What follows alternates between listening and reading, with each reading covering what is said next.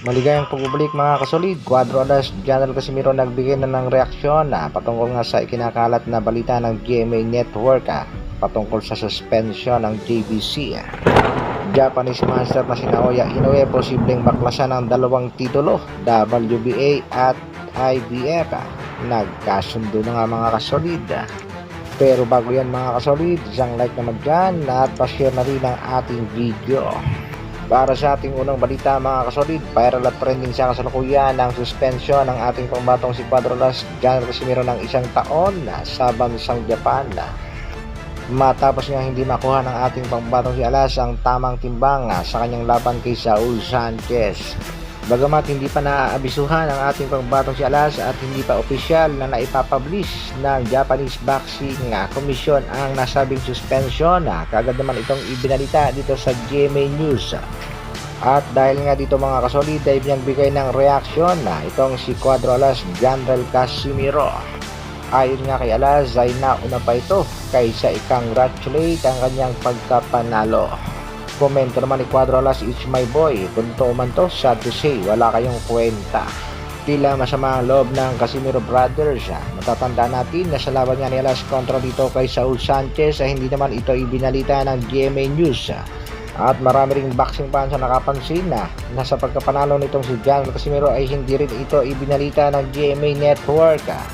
Yung mga positibong nangyayari dito sa angas ng Pinas ay hindi ibinabalita, samantalang ang pagkakaroon nga ng overweight ng ating pangbatong si Alas at ang paglabas ng suspension ng Japanese Boxing Commission, ito kagad ang ibinalita ng GMA News. Kaya naman mga kasolid, hindi natin masisisi ang mga taga-suporta ng angas ng Pinas kung sabihan mang itong GMA News ay isang bias network. Dapat nga ay hindi pinangunahan ng Japanese Boxing Commission, hinintay muna nilang i-publish bago nila ibinalita. Iba talaga ang impluensya mga kasolid ng malaking isda, lalo na't nakikinabang dito ang mga Pinoy.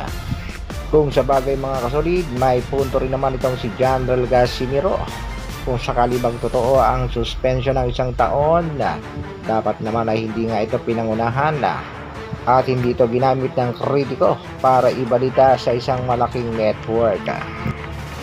Sa kabilang balita naman mga kasolid, WBA President at Presidente ng IBF tila nagkasundo na ngayon mga kasolid patungkol sa pag-iwas nitong si Japanese Master Naoya Inoue sa kanyang mga mandatory. Matatandaan natin nag-utos sa WBA ng laban dito kay Naoya Inoue kontra sa kanyang mandatory si Ahmad Aliyev, pero hindi nga ito pinansin ng kampo nitong si Naoya Inoue at binaliwala lang ang utos.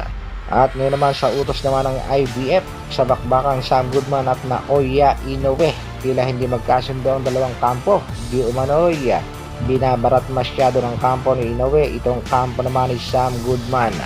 Dahil dyan mga kasolid, marami na rin bumabatikos sa kampo nitong si Inoue, lalong-lalo na ang manager nitong si Murodjun Akhmadaliev. Sinabi nga nitong cherry picker at namimili ng kalaban itong si Inoue. Matatandaan din natin mga kasolid na binaklasan ng IBF ng titulo itong sina Alexander Usyk, maging itong si Terence Bud Crawford at ang middleweight undisputed champion na si Canelo Alvarez. Yun nga is dahil sa hindi nila paglaban sa kanilang mga mandatory.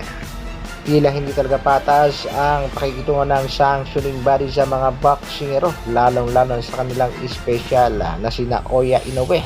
Dapat nga daw ay binaklasan na ito ng titulo ng hindi labanan ang kanyang mandatory si Murodjun Akhmadaliev.